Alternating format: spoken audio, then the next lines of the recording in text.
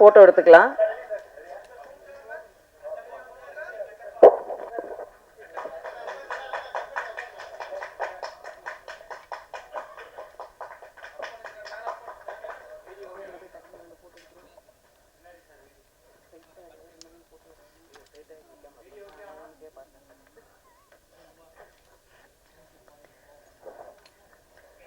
பருத்தி இசை மற்றும் ஜெயிலர் வேடிக்கையாளருக்கு வந்திருந்து சிறப்பு செய்தி.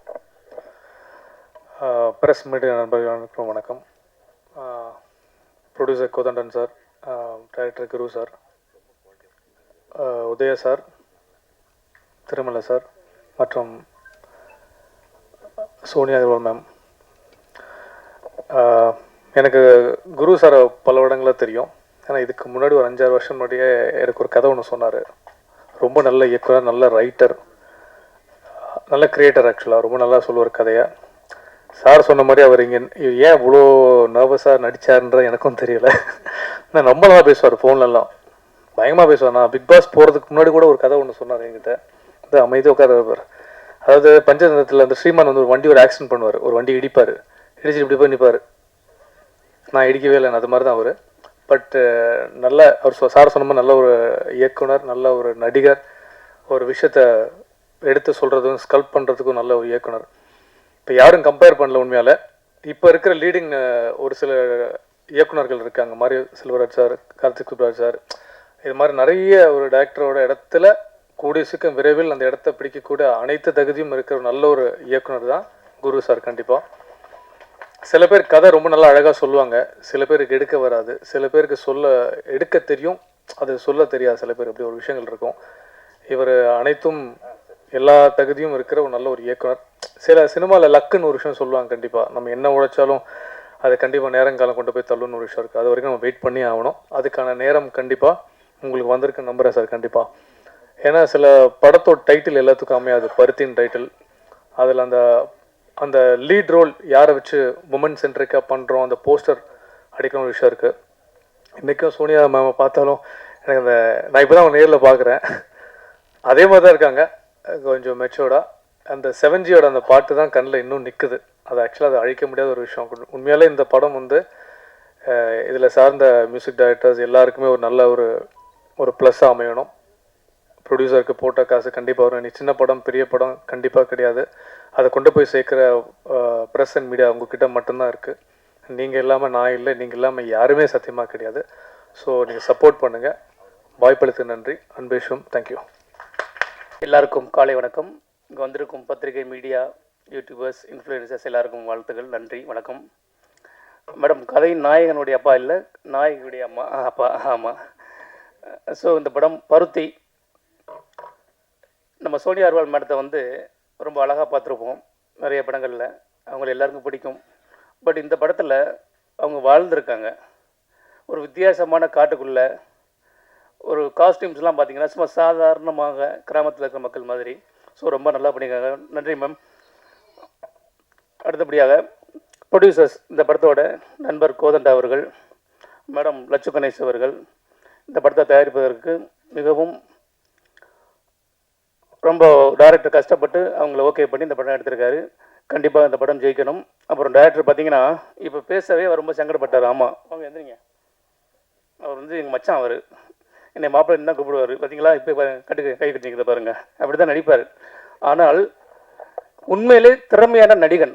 இப்போ நீங்கள் நிறையா படம் நான் நடிச்சிருக்கேன். இந்த வருஷத்தில் எனக்கு 5வது படம் ரிலீஸ் ஆகுது. ஆனால் நாங்கள் எப்படி இப்போ டேரக்டர்ஸ் பார்த்தீங்கன்னா, வாங்க இப்படி பண்ணுங்கள், இப்படி கதை வருது, இந்த நேரத்தில் இப்படி நிற்கணும், இவர் அப்படி தான் சொல்லுவாங்க. பட் அவர் அப்படி இல்லை, அதை அப்படியே நடித்து காட்டிடுவார். ஒரு படம் ஒரு சீனில் கைத்து தொங்கணும், இவரே முதல்ல தொங்கிட்டு இருக்காரு. இவர் தொங்கிட்டு இருக்காரு, அங்கே வந்து பார்க்குறோம், என்னடா பண்ண டேரக்டர் தொங்கிட்டு இருக்காரு. ஏன்னா அந்த அளவுக்கு அந்த கதையில் வந்து என்ன இருக்கணுங்கிறத வந்து ரொம்ப கஷ்டப்பட்டு பயங்கரமாக அந்த படம் பண்ணியிருக்காரு. கண்டிப்பாக ஜெயிச்சு வரணும் சார். உங்களுக்கு பெரிய வந்து பிளஸிங், உங்களுக்கு பெரிய ஒரு ஃபியூச்சர் இருக்குது, எல்லாருமே சொல்லியிருக்காங்க பெரியவங்க. அது மாதிரி இந்த படத்தில் எனக்கு பேராக வந்து சுகன்யா நடிச்சிருக்காங்க, அவங்களும் நல்லா பண்ணியிருக்காங்க. அந்த கேரக்டருக்கு வந்து நிறைய பேரை செலக்ட் பண்ணார் இல்லை டேரக்டர், நிறைய பேரை செலக்ட் பண்ணி ஒருத்தரெல்லாம் வந்து நடிக்க வச்சு 1 வாரம் நடிக்க வச்சுட்டு அப்புறம் அவங்களை வேணான்னு சொல்லிட்டாரு. ஏன்னா அந்த கதைக்கு இன்னும் வேணும் அப்படின்ட்டு. ஸோ அந்தளவுக்கு ரொம்ப உயிரோட்டமாக வந்து சுகன்யா பண்ணியிருக்காங்க. அது மாதிரி இந்த படத்தில் நடித்த முக்கியமான நான் சொல்லணும், நரேன், இந்த சில்வா, நரேன், சிபி, அபர்ணா, இவங்கெல்லாம் ரொம்ப நல்லா பண்ணியிருக்காங்க. இவங்க எல்லாருமே நல்லா வேலை வாங்கியிருக்காரு. ஸோ இந்த மாதிரி ஒரு மேடை கிடைக்காதா அப்படின்னு எல்லாருமே இயங்குறவங்க தான். ஸோ அவங்கள நான் அறிமுகப்படுத்துறதுல ரொம்ப பெருமையாக நினைக்கிறேன். ஸோ அது மாதிரி இந்த படம் வந்து தில்லிஸ் அவருடைய இயக்குனருடைய பையன். ஃபஸ்ட்டு ஒரு வாரம் பார்த்தீங்கன்னா வந்து ஏதோ புதுசு தானே ஒன்றும் பெருசாக பண்ண மாட்டான். ஏதோ செய்வான், 2 வாரம் திட்டுவார் பண்ணுவார். அந்த ஒரு வாரத்துக்கு அப்புறம் பார்த்தீங்கன்னா அவருடைய நடிப்பு எவ்ரி சிங்கிள் டேக்கில் எல்லாமே ஓகே பண்ணான். பயங்கரமாக நடித்தான் அந்த பையன். பயங்கர இன்வால்மெண்ட்டு. அவனுக்கு ஒரு பெரிய ஃபியூச்சர் இருக்குன்னு நம்புறேன் இதில். அது மாதிரி எனக்கு பொண்ணா பண்ணேன் ஒரு ப்ரொடியூசர் கோதண்டாவுடைய பொண்ணு. அந்த பொண்ணு வந்து அவங்க ஆக்சுவலி பெங்களூர் இருந்த பொண்ணு. தமிழ் அவ்வளோவா தெரியாது, இது தெரியும் கொஞ்சம் கொஞ்சம். அதே மாதிரி அந்த பொண்ணு டே 1லேருந்து சிங்கிள் ஷாட்டில் எல்லாமே ஓகே பண்ணி, அது அழுகிறதா இருக்கட்டும், சிரிக்கிறதா இருக்கட்டும், நீங்கள் பார்த்துருப்பீங்க சாங்லாம். அவ்வளோ ஒரு ரொம்ப டெடிக்கேட்டோட அது இந்த சினிமாவில் நடிக்கணும்னு அவ்வளோ ஆசை, அந்த வெறியோட நல்லா பண்ணது. ஸோ அந்த பொண்ணும் பெருசாக இந்த படத்து மூலிமா தமிழ் சினிமாவில் ஒரு நடிகை வரணும்னு நினச்சிக்கிறேன். அது மாதிரி இன்னும் இந்த இன்னைக்கு வந்து மியூசிக் டைரக்டர் இன்னைக்கு வரலைன்னு நினைக்கிறேன். பட் அவர் வந்து ரொம்ப அந்த சாங் நாங்கள் வந்து ட்ராக் கேட்கும்போதே ஒரு பாட்டுன்னு பார்த்தீங்கன்னா அவ்வளோ ஒரு உயிரோட்டமாக நம்ம ஏற்கனவே கேட்ட மாதிரியே இருக்கும். நீங்கள் கேட்டிருப்பீங்க, இன்னும் படத்தில் பார்க்கும்போது பாருங்கள், ரொம்ப நல்லாயிருக்கும். ஸோ இந்த படம் மிகப்பெரிய வெற்றியாக அமையணும், எங்கள் எல்லாருக்கும் ஒரு வாய்ப்பாக இருக்கணும். இந்த வருஷத்தில் இது என்னுடைய கடைசி படம் நினைக்கிறேன். ஸோ இந்த படம் மிகப்பெரிய வெற்றியோட வாழும் என்று வாழ்த்துக்கிறேன். நன்றி, வணக்கம். செயல் ஹீரோவா பையனை லான்ச் பண்றப்ப இன்னொரு பொண்ணு கொடுக்குறேன்னு சொல்றது தவறான செயல், மன்னிக்கணும். அடுத்ததாக நாம் பேச அழைக்கிறோம். சரிப்பா. அடுத்ததாக நாம் பேச அழைக்கிறோம். செந்தில் என்ற இளைஞனை உதயாவாக பெயர் சூட்டியவர் திரு கருணாநிதி அவர்கள். அப்பா தயாரிப்பாளர் ஏ.எல். விஜய், தம்பி அப்பா தயாரிப்பாளர் ஏ.எல். அழகப்பன் அவர்கள், தம்பி ஏ.எல். விஜய் இயக்குனர் அவர்கள். ஆனாலும் இவர்களின் அடையாளம் எதுவும் எடுத்துக்கொள்ளாமல் தனியே தெரிய முயலும் தனிப்புறா. நடிகர் சங்கமானாலும் ஓடிப்போய் உதவி செய்பவர், தலைவரே ஆனாலும் தனித்து குரல் கொடுப்பவர் ஏ.எல். உதயா அவர்களை பேச அழைக்கிறோம். இது சங்க பேச்சு கிடையாது, விழாவிற்கான பேச்சு. நன்றி. தேங்க்யூ எங்கள் ஜூனியர் சரோஜா தேவி கவிதா அவர்களே. எல்லாருக்கும் வணக்கம். என்னுடைய குடும்ப நண்பர்கள், ப்ரெஸ் மீடியா, முதல்ல உங்களுக்கு எல்லாருக்கும் வணக்கம். இங்கே வந்திருக்க மேடையில் உள்ள எல்லா பெரியவங்களுக்கும் பெரிய வணக்கம். ஆக்சுவலாக நான் வந்து ஆடியோ லான்ச் உங்களுக்கு தெரியும், நிறைய இடத்துக்கு வரமாட்டேன். பட்டு இவன் வந்து பல்பம், இவன் பேர் வந்து ஒரிஜினல் பேர் வந்து நாங்கள் பல்பம் தான் கூப்பிடுவோம். அவர் பேர் பல்பம். என்னுடைய ராரான்ற ஒரு படத்துலேயே வந்து ஒரு சின்னதாக ஒரு நடிச்சிருப்பான், பார்த்துருப்பீங்க. நான் அவன் சொல்கிறேன்னா உரிமையாக தான் சொல்கிறேன். ஏன்னா வந்து கிட்டத்தட்ட ஒரு 20 வருஷமாக மனோஜ் பாரதிராஜா அவனுக்கும் எனக்கும் ரொம்ப ஒரு எங்களுடைய கூடையே இருப்பா அப்படி. ஸோ அப்படிப்பட்ட ஒருத்தன் வந்து இன்றைக்கி மிகப்பெரிய ஒரு வளர்ச்சி அடைஞ்சிருக்கும் போது இதை விட சந்தோஷப்படுறதுக்கு நிச்சயமாக ரொம்ப பெருமையாக இருக்குது. குரு ஸோ ரொம்ப சந்தோஷமாக இருக்குது. நான் அப்போயும் சொல்கிறேன் ஆடியோ லான்ச்சுக்கான நான் ஒரு தரமான படம் எடுத்து தான் அவங்களை ஆடியோ லான்ச்சு கூப்பிடுவேன் அப்படின்னா, எல்லாமே தரமான படம் தான், எடுக்கிற படம் எல்லாமே தரமான படமாக தான் இருக்குது. ஸோ இதோடைய கண்டென்ட்டை பார்த்தேன், மியூசிக்காக இருக்கட்டும் சரி, ஆர்டிஸ்டாக இருக்கட்டும் சரி, எல்லாருமே அவ்வளோ பிரமாதமாக ரொம்ப நல்லா பண்ணியிருக்காங்க. ஸோ எல்லாருமே மியூசிக்லேருந்து நான் இவ்வளோ தூரம் எதிர்பார்க்கல. நல்ல கண்டென்ட் வந்து என்றைக்குமே ஜெயிக்கும். தமிழ் சினிமாவில் வந்து இன்றைக்கி வந்து ப்ரூவ் ஆகிருக்கு. ஸோ கண்டென்ட் நல்லா இருந்ததுன்னா கண்டிப்பாக வந்து தமிழ் சினிமாவில் மிகப்பெரிய ஒரு வரவேற்பு இருக்குது. சமீபத்தில் நிறைய படம் பார்த்துருக்கோம். கண்டென்ட் நல்லா இருந்து நீங்கள் எல்லாருமே அவர்களுக்கு சப்போர்ட் பண்ணும்போது, பத்திரிகை மீடியா எப்பயுமே நீங்கள் சப்போர்ட் பண்ணால் நிச்சயமாக அந்த கண்டென்ட் வந்து உங்களுக்கு பிடிச்சிருந்தா டெஃபினட்டாக சப்போர்ட் பண்ணுவீங்க. குறைஞ்சபட்சம் அதனால தான் என்னுடைய லேட்டஸ்ட் மூவிலாம் கூட ஓரளவுக்கு நல்லா பேர் வாங்கி கொடுத்தது எனக்கு உங்களுடைய சப்போர்ட்டால். ஸோ ரொம்ப நிச்சயமாக வந்து இந்த படம் மிக பெருசாக கண்டிப்பாக வரும். அண்டு இந்த படத்தை இவருக்கு என்னுடைய தம்பிக்கு வாய்ப்பு கொடுத்த ப்ரொடியூசர்ஸ்க்கு நான் வந்து இந்த நேரத்தில் நான் நன்றி சொல்லிக்கிறேன். ஏன்னா ரொம்ப பெரிய விஷயம்.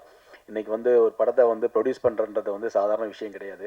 அதை எடுத்து கரெக்டாக ரிலீஸ் பண்ணி அதை எடுத்து பண்ணுறது வந்து ஒரு பெரிய விஷயம். அதை வந்து கரெக்டாக எடுத்து ரிலீஸ் பண்ணுறதுக்கும் மிஸ்டர் ஸ்ரீதர் அவரும் வந்திருக்காரு. ஸோ ரொம்ப பெரிய விஷயம். நிச்சயமாக இந்த படம் வந்து ரொம்ப நல்லா ஓடுன்னு நினைக்கிறேன். அண்டு சோனியா, ஆக்சுவலி நான் வந்து 7G ரெயின்போ காலனிலேருந்தே உங்கள் ஃபேன் தான் சொல்லணும். பிகாஸ் ஏன்னா வந்து அந்த டைம்லேருந்தே வந்து ரொம்ப ஒரு நல்ல ஒரு பர்ஃபார்மர். இப்படிப்பட்ட ஒருத்தர் வந்து இந்த மாதிரி ஒரு கேரக்டர் பண்ணுறது ரொம்ப பெரிய விஷயம். Hats off. ரொம்ப நல்லா இருந்தது உங்கள் ஃப்ரேமில் உங்களுடைய பர்ஃபார்மன்ஸ் எல்லாமே. ஸோ எல்லாருமே இங்கே வந்து திருமலை இருக்கிறாரு, ப்ரொடியூசர் சங்கத்துடைய மிகப்பெரிய ஒரு தூண், போராளி, அண்டு சினிமாவுடைய போராளின்னு சொல்லணும். இங்கே ராஜா இருக்கிறாரு. ஸோ இது மாதிரி நிறையா பிரதர் இருக்கிறாரு. ஸோ நிறையா பேர் வந்திருக்காங்க.